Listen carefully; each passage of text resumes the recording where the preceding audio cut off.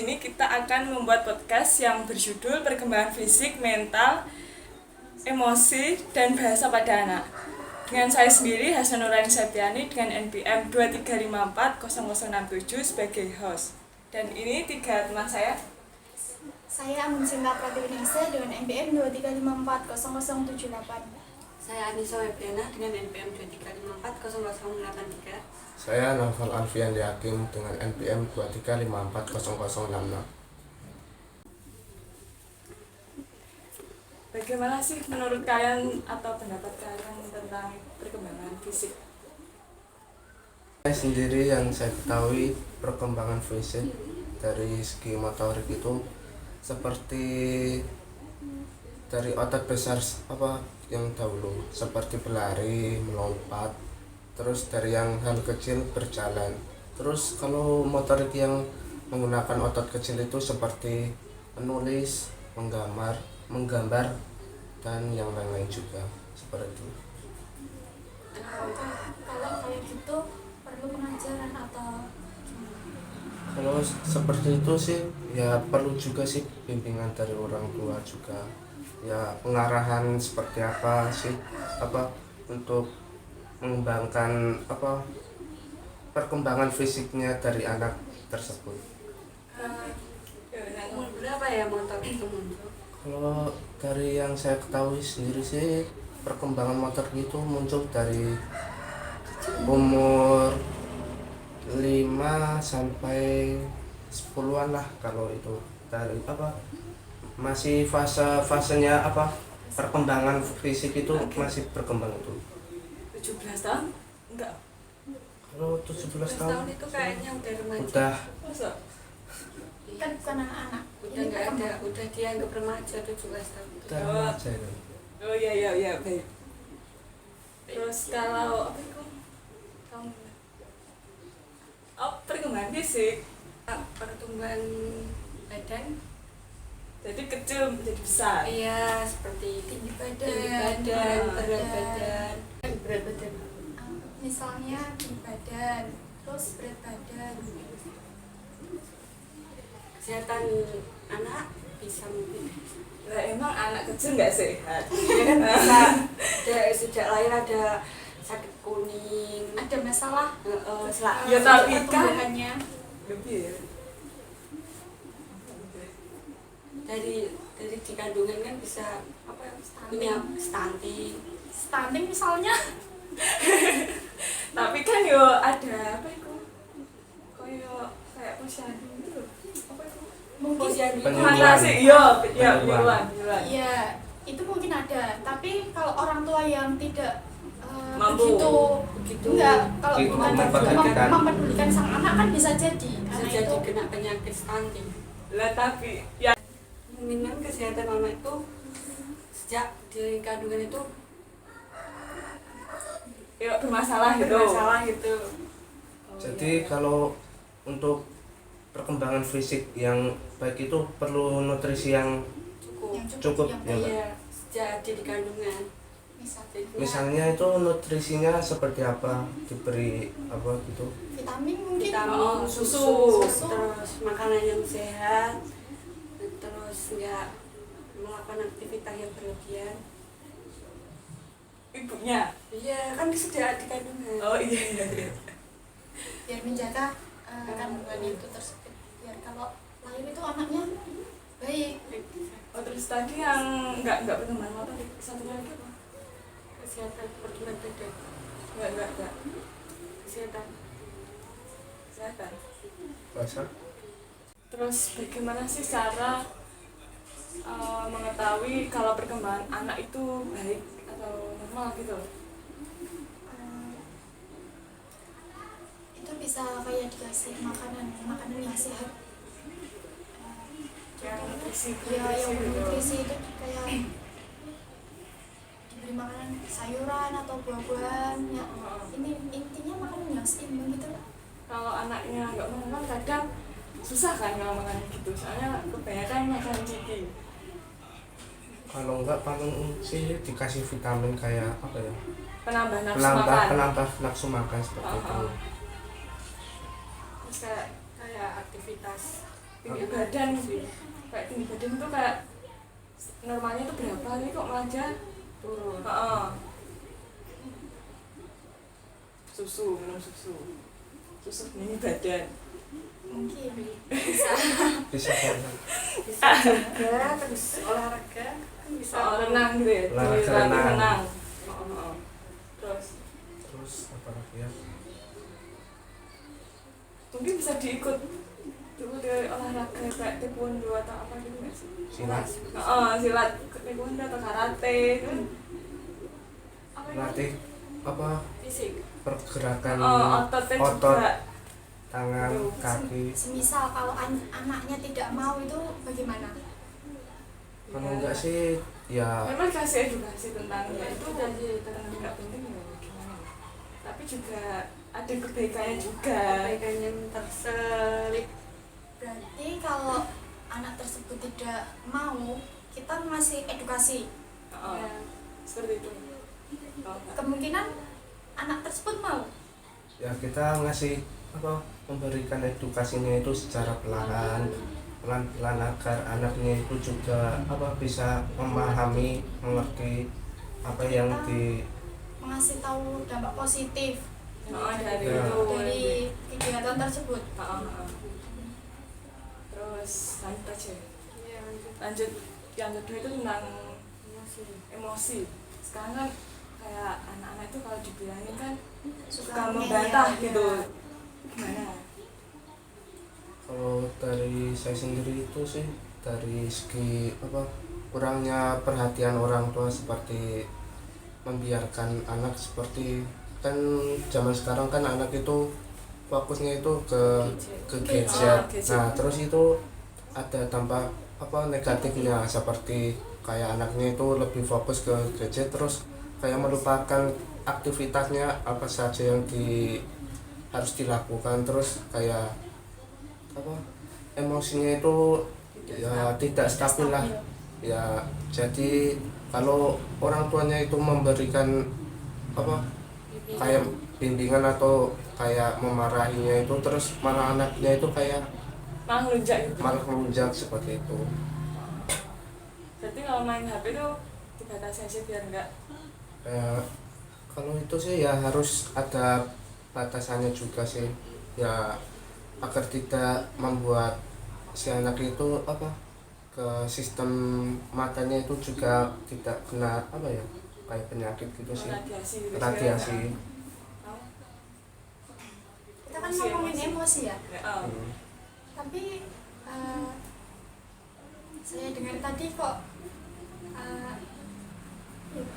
Oh yang tadi gadget itu tak? ya mengacu kok ke gadget. mengacu ke gadget bukan mengacu pada emosi. Itu saya kurang memahami sih. Mungkin maksud Mas Nopal Itu gadget gimana ya? membuat- Itu di penjelasannya mungkin bisa lebih detailkan lagi nggak? Itu kayak bukan emosi. Ya kalau menurut saya sendiri kan anak itu apa ya fokusnya itu ke gadget terus kayak apa ya kurang Sehingga menimbulkan Kayak- Contohnya itu melalui gadget atau gimana? kalau menurut saya ya bisa sih gadget soalnya ayo nah. karena gadget itu sangat berpengaruh. Pengaruh pada emosinya itu bagaimana tuh? kayak seperti itu loh apa namanya kayak semisal orang tuanya itu kayak menyuruh ini apa kayak menyuruh melakukan hal kecil terus Pada semisal diri dari anaknya itu masih kayak main apa game terus disuruh ini itu terus anaknya itu nggak mau terus malah marahin orang tuanya itu juga bisa seperti itu. terus bagaimana respon orang tua saat anak melakukan emosi? Ya Kan dari seharusnya orang tua kan juga harus mengedukasi kan. Ya, kalau- Contohnya harus ya kalau dari ya tergantung dari membimbing apa sang anak. bimbingan dari orang tuanya juga sih. Kalau misalnya orang tuanya itu kayak membiarkan apa kayak nggak memperhatikan pola asuh pola asuh dari anaknya itu kayak membiarkan menerus apa main gadget itu Terus-terusan. kayak itu juga bisa menimbulkan kayak apa ya, emosi dari anaknya itu juga tidak stabil, terus dari orang tuanya juga yang kayak memarahi anaknya itu juga bisa tidak stabil juga, karena apa, sama-sama tidak apa, dari segi orang tuanya tidak memperhatikan, terus dari anaknya itu juga kayak dikasih apa pengarahan itu juga susah seperti itu. Apa tadi pertanyaan Bukannya emosi itu kadang bisa dari bawaan sifat atau gimana? Emosi itu bisa nggak sih? Oh, bisa. Kadang Kadang kan, gen juga enggak sih? ya kadang kan tidak semua, ya nggak semua anak sih. Tapi kan ada anak yang emosinya itu tinggi banget kan. Kalau semisal kita memberitahu jangan gini, anak tersebut itu tidak memperdulikan kita. Sehingga emosinya itu kayak semakin tinggi gitu.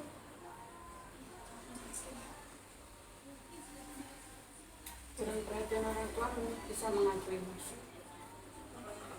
Atau lingkungan mungkin atau gimana? Lingkungan juga berpengaruh. Soalnya kalau lingkungannya buruk mesti membuat, karena anak itu gampang juga terpengaruh. karena anak sekecil itu masih bisa terpengaruh dengan hal-hal di luar. Kecil. Kalau semisal emosi itu solusi yang pertama untuk sang anak itu bagaimana? Saya yang penanya loh, Mbak.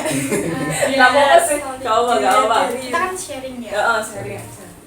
Terus Solusi yang pertama bagi anak yang emosinya tinggi. Diberitahu pelan-pelan. terus Apa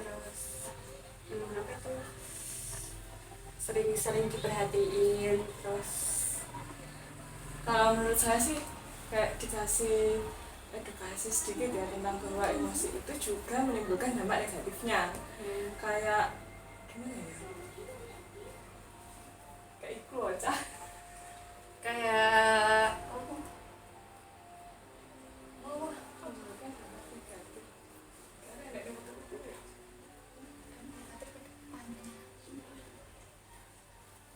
karena kita harus mengasih edukasi ya, karena emosi, kalau terlalu emosi itu gimana ya, kita itu juga nggak baik gitu loh. kesehatan mental anaknya. Terus nanti kayak masuk di sini teman-teman nggak sih? ya Nah, dampak kan, negatifnya itu kan ya. oh. Kalau kita sering emosi atau bagaimana itu kan teman-teman juga Males gitu Menjauh, loh. ya, Iya, dikucilkan. mungkin itu dampak negatifnya.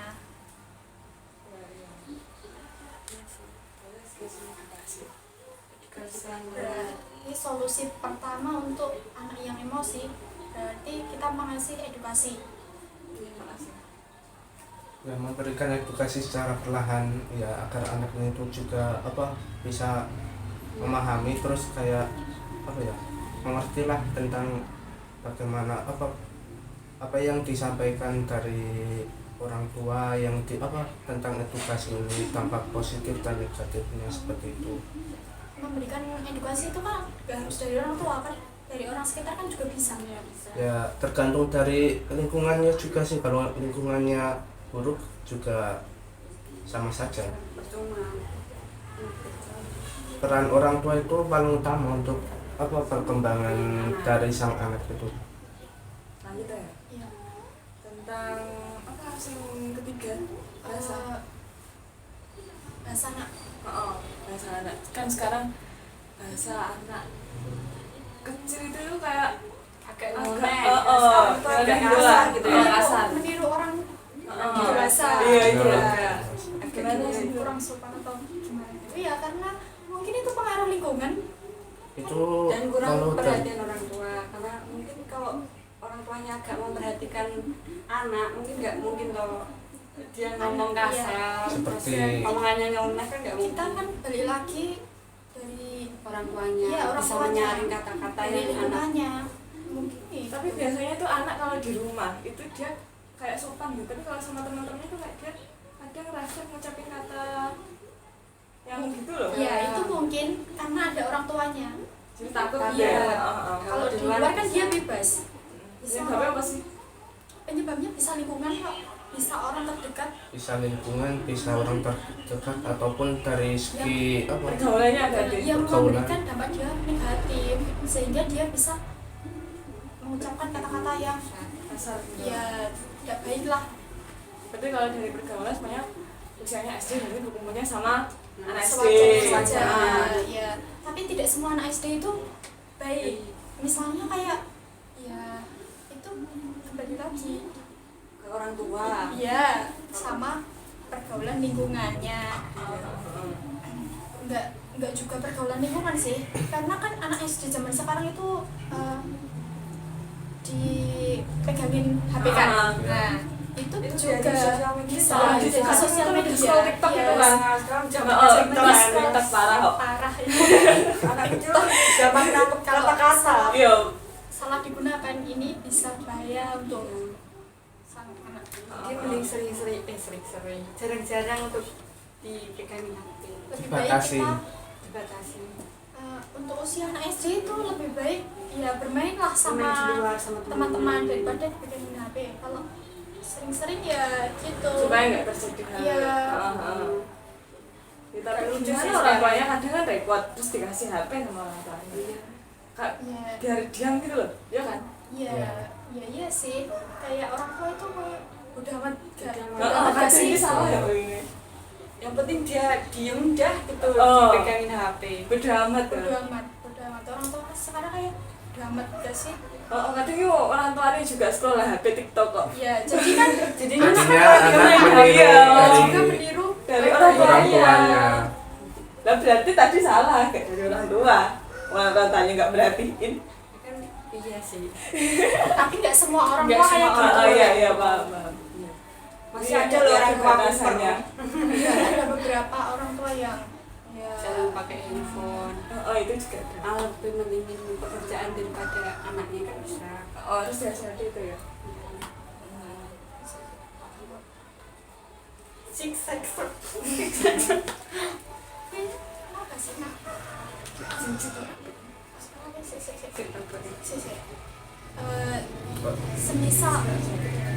Semisal kalau anak tersebut bahasa atau ucapannya itu tidak baik, itu orang terdekat atau orang tua itu harus bagaimana ya?